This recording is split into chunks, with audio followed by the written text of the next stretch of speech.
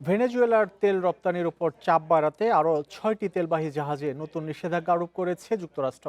নতুন নিষেধাজ্ঞার আওতায় আছে ভেনেজুয়েলার প্রেসিডেন্ট নিকোলা মাদুরোর স্ত্রীর ৩ ভাতিজাসহ মাদুরোর ঘনিষ্ঠ বেশ কিছু প্রতিষ্ঠান ও জাহাজ।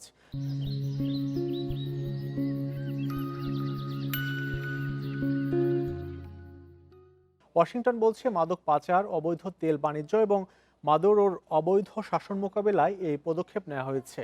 যদিও মাদুরোকে এক ফোনালাপে সমর্থন জানিয়েছেন রাশিয়ার প্রেসিডেন্ট ভ্লাদিমির পুতিন, তবে এ নিয়ে কোনো প্রতিক্রিয়া জানায়নি যুক্তরাষ্ট্র।